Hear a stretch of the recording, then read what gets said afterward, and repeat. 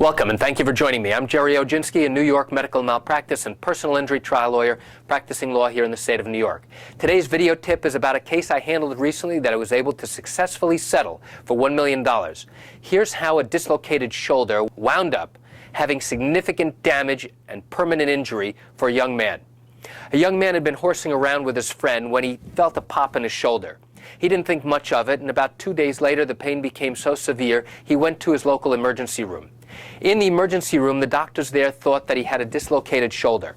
And what they decided to do was they were going to reduce the shoulder. What does that mean? It means they were going to put the shoulder back into its socket. They needed 5 different people to reduce that shoulder. So they had people pulling, causing traction. They had people pulling the opposite way. That's called counter traction. And they had to manipulate the shoulder in order to get it back into the socket. After about 5 separate attempts to do that, they decided that they were going to keep the patient overnight because of the massive swelling that he developed as a result of the manipulation with his shoulder.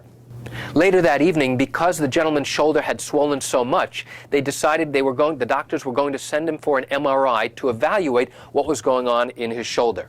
The problem began when a doctor in training, a resident, read and interpreted the MRI. It turned out that reading was inappropriate, but they didn't know that until about 12 hours later. Over the course of the next 4 or 5 hours, the patient began to experience numbness and tingling in his hand. It wasn't until about 10 to 12 hours after he had had that original MRI was the MRI looked at again by one of the senior doctors at the hospital. It turns out that this senior doctor determined that the patient had an accumulation of fluid that was compressing a nerve that controlled the patient's hand. And that would explain why he was having pain and numbness in his hand.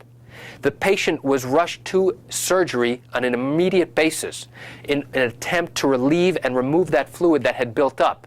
The problem in this case was that this young man's damage had already occurred because the fluid had built up and caused significant pressure on that nerve and literally compressed it and cut off the blood flow to that nerve. And any doctor will tell you that unless you relieve that pressure in a timely fashion, there's a very good chance that the patient is going to be left with a permanent nerve injury. And that's exactly what happened here. And that's it for today's video tip about how a shoulder injury resulted in permanent nerve damage in an emergency room here in the state of New York. If you have questions about improper medical care that you or your family received, pick up the phone and call me. I can answer your legal questions.